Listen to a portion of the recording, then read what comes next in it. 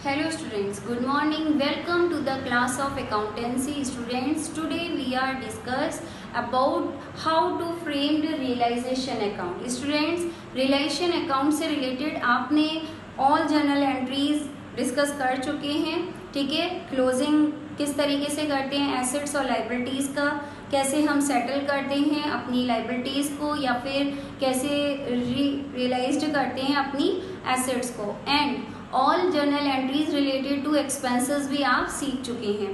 So now today we are starting realisation account. Students, इस format को आपको अपनी नोटबुक पर भी फ्रेम करना है, ओके। और आज हम रियलाइजेशन अकाउंट से रिलेटेड ही अपने न्यूमेरिकल पोर्शन को स्टार्ट करेंगे।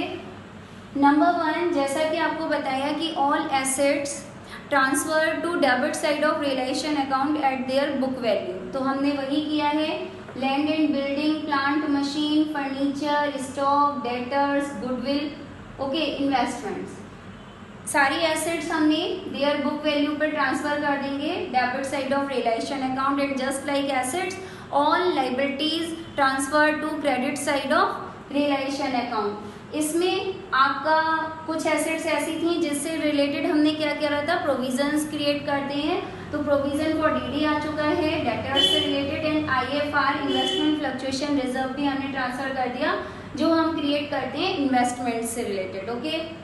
नाउ क्रेडिटर्स, सैंडरी क्रेडिटर्स को हम ट्रांसफर कर देंगे, बिल्स पेबल को हमने देयर बुक वैल्यू पे ट्रांसफर कर दिया, credit side outstanding expense, okay. And bank loan है, बैंक ओवरड्राफ्ट है, एक्सेट्रा। तो यहाँ पर तो हमने एसेट्स और लाइबिलिटीज को पहले क्लोज्ड कर दिया, ओके। नाउ किस तरीके से हम सेटल करते हैं अपनी लाइबिलिटीज को।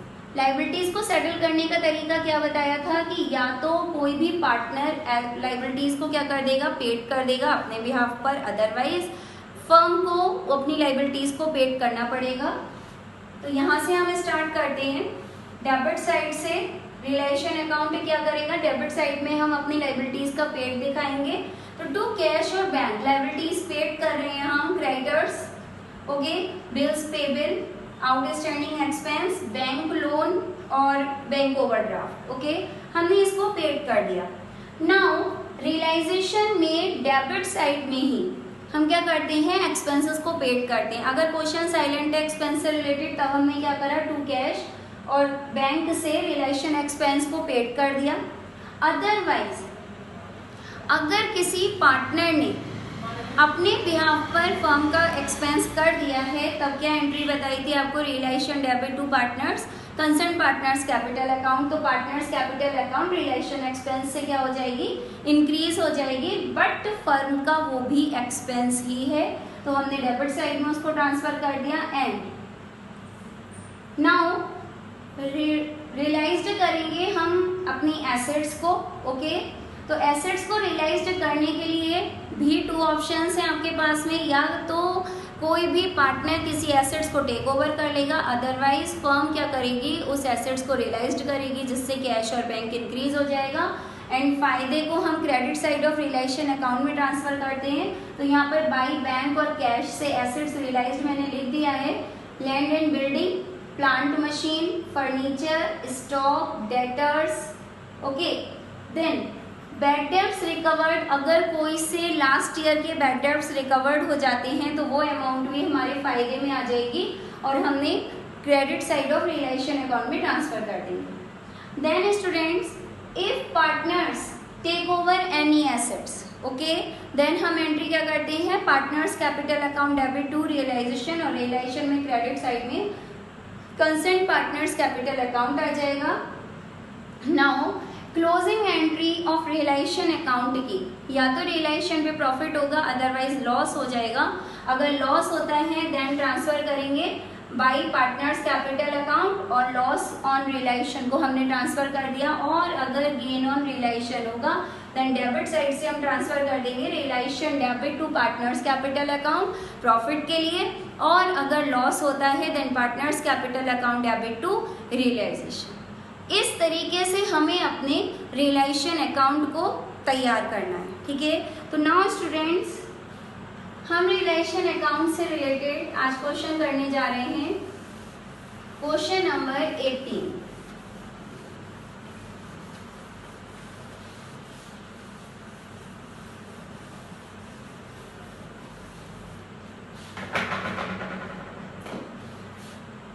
क्वेश्चन नंबर 18 में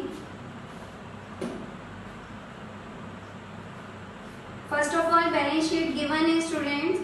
रमेश उमेश 2 पार्टनर्स हैं और वो अपने प्रॉफिट शेयरिंग रेशो कैपिटल्स के रेशो में डिस्ट्रीब्यूट करते हैं। इस चीज को याद रखिएगा, उनका शेयरिंग रेशो कैपिटल के रेशो में डिस्ट्रीब्यूट हो जाएगा। तो शेयरिंग रेशो है, एक की कैपिटल है यहाँ पे 7 लाख और दूसरे की है 3 लाख। तो 7:3 में आप इसके प्रॉफिट और लॉस को डिवाइड कर देंगे। रियलाइजेशन अकाउंट मैंने बनाना स्टार्ट कर रही हूँ। यहाँ पर नंबर 1 यहाँ पर दे रखा है। पहले हमें क्या करना है, बैलेंस शीट से लायबिलिटीज और एसेट्स को ट्रांसफर कर देना है। तो यहाँ पर एसेट साइड में और एक्सेप्ट कैश और bank balance, any partners debit balance, capital account, उसको ट्रांसफर नहीं करना है। कोई भी फिक्टिशियस एसेट्स जिस तरीके से advertisement suspense account, these are not transfer to realisation account. Okay, तो यहाँ पर एसेट्स बैंक को छोड़कर क्या दे रखी है, एक तो दे रखा है स्टूडेंट्स डेटर्स अकाउंट। डेटर्स दे रखे हैं 2,40,000 के स्टूडेंट्स। देन डेटर्स के बाद में स्टॉक है, स्टॉक मैंने as it is book value पे ट्रांसफर कर दिया, 1,30,000 का स्टॉक है स्टूडेंट्स। देन फर्नीचर गिवन है, फर्नीचर आपका दे रखा है 2 लाख का। And machine is also given, machine amount is 9,30,000। Asset side में स्टूडेंट्स इसके अलावा एक बैंक है, उसको ट्रांसफर नहीं करना है। And Umesh current account is also have in asset side, और एसेट साइड का डेबिट बैलेंस को हमें रियलाइजेशन अकाउंट में ट्रांसफर नहीं करना है। ये कहाँ पे ट्रांसफर हो जाएगा, पार्टनर्स कैपिटल अकाउंट में। ओके, सेम वे लाइबिलिटीज पर हम आ जाते हैं और लाइबिलिटीज में नंबर 1 पे दे रखा है क्रेडिटर्स अकाउंट। ओके, क्रेडिटर्स हैं 1,70,000 के students. Then workmen compensation reserve, workmen compensation reserve realisation में तब ट्रांसफर होगा, अदरवाइज कोई क्या होती, अगर कोई लाइबिलिटी वर्क्समैन कंपनसेशन क्लेम से रिलेटेड क्रिएट होती। तो यहाँ पर कोई लाइबिलिटी मैं आपको बता दूं क्रिएट नहीं हुई है, इसलिए हम ट्रांसफर नहीं करेंगे। किसी भी तरीके का रिजर्व रियलाइजेशन में ट्रांसफर नहीं होता है। रमेश करंट अकाउंट भी दे रखा है यहाँ पर, रमेश का करंट अकाउंट या कैपिटल अकाउंट किसी पार्टनर का ट्रांसफर रियलाइजेशन में नहीं होता है। नाउ स्टूडेंट्स, अब हमने क्या कर दिया, हमने क्लोजिंग एंट्री कर दी एसेट्स और लाइबिलिटीज से रिलेटेड। अब हमें क्या करना है, रियलाइज्ड करनी है एसेट्स और सेटलमेंट करना है लाइबिलिटीज का। तो नंबर 1 पे यहाँ पर दे रखा है Ramesh took over 50% of stock, ठीक है, at ₹10,000 less than book value. Stock को रमेश ने टुक ओवर कर लिया 50%, तो 1,30,000 का 50% होता है 65,000, उसे 10,000 के लॉस पर, ठीक है, 10,000 की लेस वैल्यू पर क्या कर लिया है, टेक ओवर कर लिया है। तो यहाँ पर रमेश कैपिटल अकाउंट, क्योंकि कोई भी पार्टनर जब किसी एसेट्स को टेक ओवर करेगा तो पार्टनर्स कैपिटल अकाउंट में ट्रांसफर कर देंगे। 65 वैल्यू थी 50% की, जिससे 10,000 की लेस वैल्यू पर टेक ओवर कर लिया गया 55,000 का स्टूडेंट्स। देन जो हाफ रिमेनिंग स्टॉक रह गया, ठीक है, उसे बेच दिया, उसे भी 15,000 के लॉस पर बेच दिया। तो अब हम एसेट्स को क्या कर रहे हैं, रियलाइज्ड कर रहे हैं, और एसेट्स रियलाइज्ड हो जाएगी बाई बैंक अकाउंट से। आप यहाँ पे लिख सकते हैं एसेट्स रियलाइज्ड। ओके, कौन कौन सी एसेट्स हैं, जस्ट लाइक आपका 50% स्टॉक रह गया 65,000 का, जिसे 15,000 के लॉस पे सेल कर दिया, तो कितनी की वैल्यू रह जाएगी, 65,000 को 15,000 के लॉस पर, तो हमारे पास कितनी अमाउंट आएगी, यहाँ पर आ जाएगा 50,000 की अमाउंट आ गई।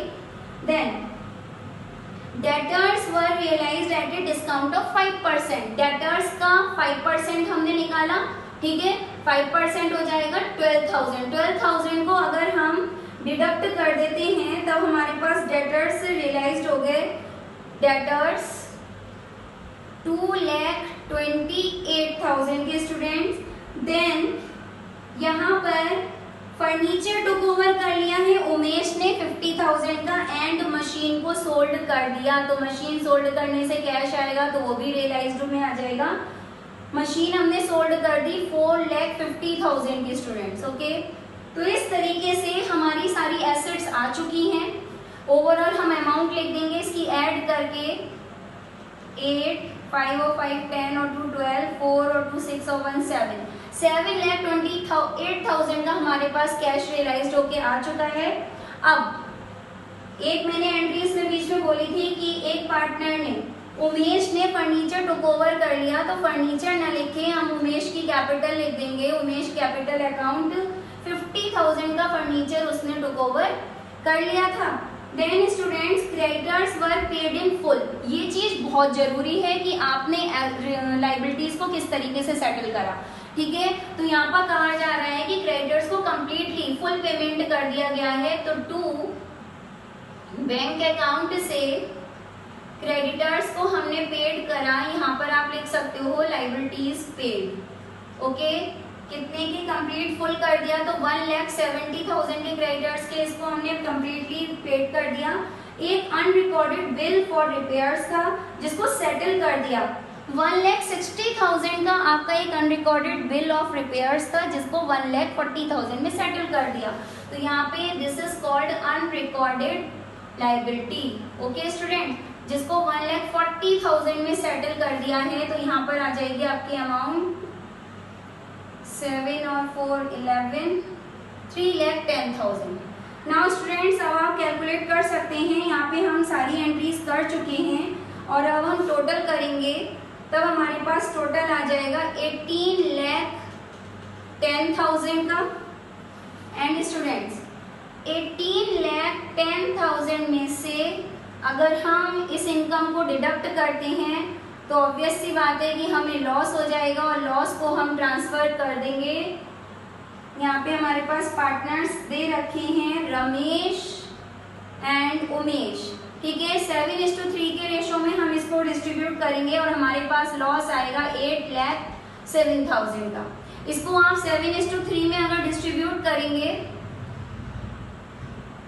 7 7 जा 49, 7 8 जा 56, 5,64,900 रमेश के अकाउंट में ट्रांसफर कर देंगे एंड उमेश को मिल जाएंगे 2,42,100 का लॉस मिल जाएगा। स्टूडेंट्स इस तरीके से हमें फ्रेम करना है अपना realisation account. Okay, now we will start question number 19 students. And in this question कुछ एंट्रीज चेंज हैं, आपको एक्सपेंस से रिलेटेड भी मुझे एंट्रीज समझानी है।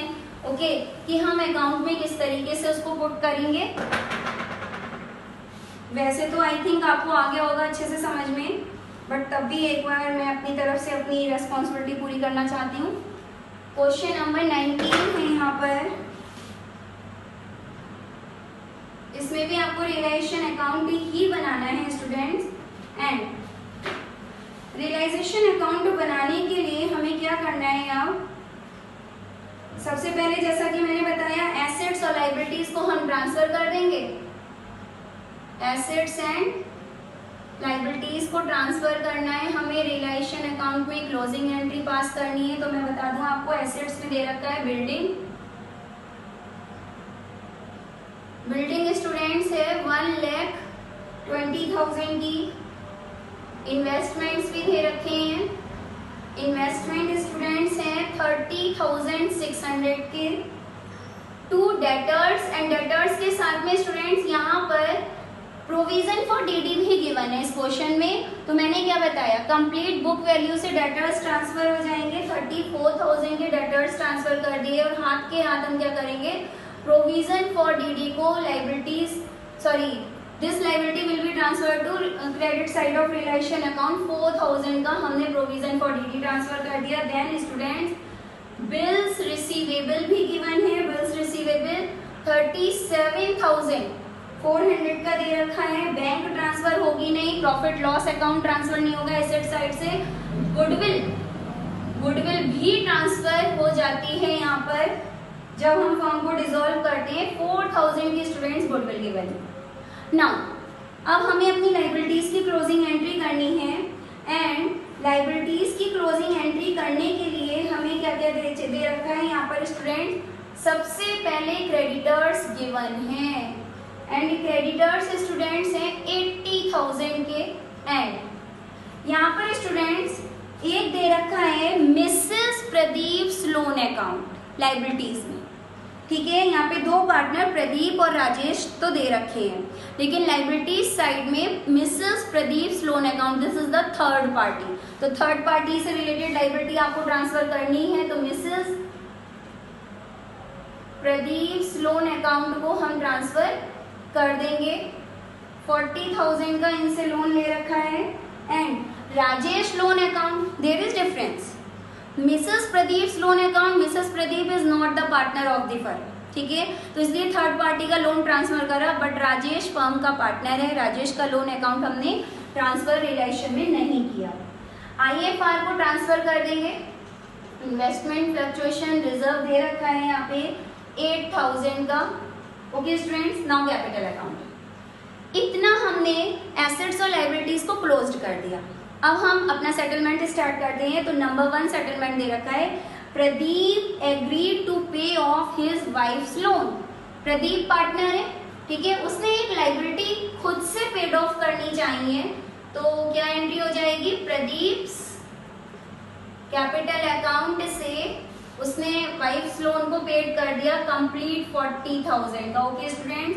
Than half of the debtors को रियलाइज्ड करा 12,000 रुपीज में रियलाइज्ड कर रहे हैं, और डेटर्स क्या है, एसेट्स हैं, एसेट्स को सेटल हम क्रेडिट साइड से करते हैं, ओके, कैश से ना करके हम करेंगे बैंक अकाउंट से। Assets realised students, debtors half debtors, okay, 12,000 rupees हमारे डेटर्स के रियलाइज करने से आ गए। ध्यान से सुनिएगा, रिमेनिंग डेटर्स को हमने यूज किया 25% क्रेडिटर्स को पेड करने के लिए। तो रिमेनिंग डेटर्स हमारे पास डेटर्स हैं कंप्लीटली 34,000 में से 50% को तो रियलाइज कर दिया, ठीक है, 17,000। बाकी का जो 17,000 के डेटर्स रह गए हैं उनसे 25% क्रेडिटर्स को सेटल कर दिया। 25% क्रेडिटर्स कितने हो जाएंगे, यहाँ पर 1/4 हम करते हैं, तो 20,000 क्रेडिटर्स की हम कोई एंट्री नहीं करेंगे।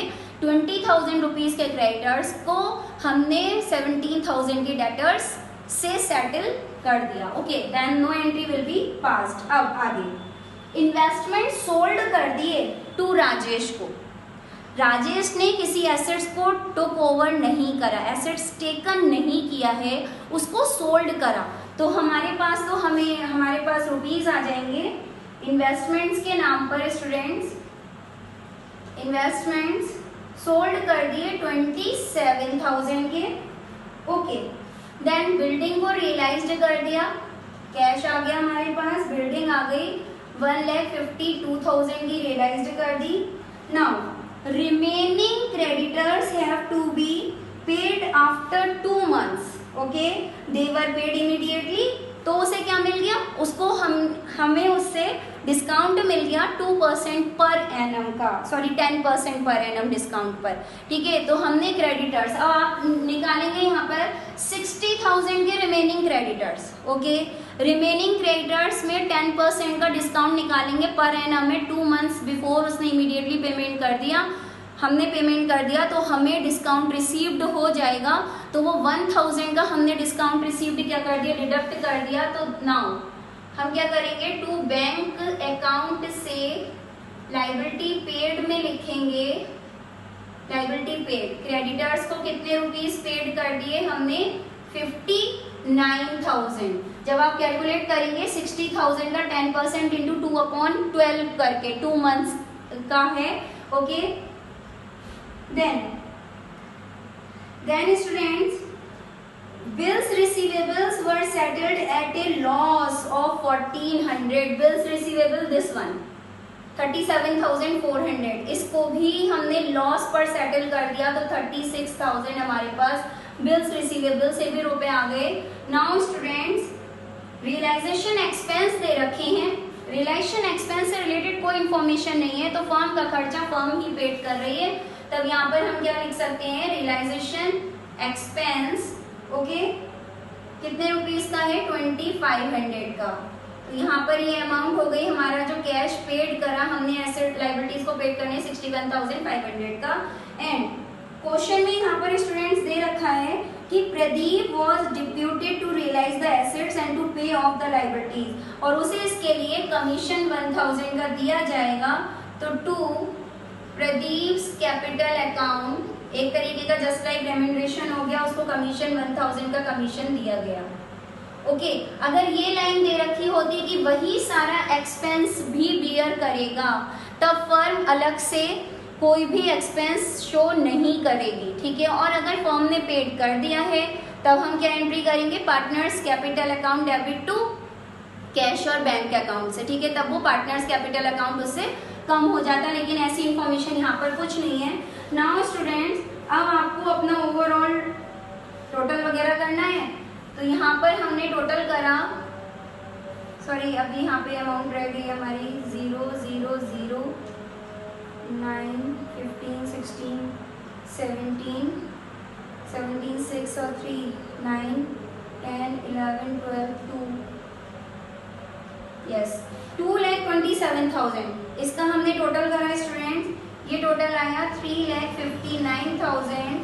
एंड जब हम 3,59,000 में से इस क्वेश्चन में हमें क्या हुआ है, इस क्वेश्चन में हमने गेन ऑन रियलाइजेशन अर्न करा है, प्रॉफिट ट्रांसफर टू, यहाँ पर हम प्रॉफिट को ट्रांसफर करेंगे Pradeep and Rajesh capital account में। And students there are ratio is given 3:2 के रेशियो में हमें प्रॉफिट को डिस्ट्रीब्यूट करना है, और यहाँ पर प्रॉफिट आ जाएगा 30,500 का। ओके, इसको आप 3:2 में डिस्ट्रीब्यूट करेंगे, 3:2 का रेशियो दे रखा है, तो यहाँ पर आ जाएगा दिस वन 18,300 एंड 12,200।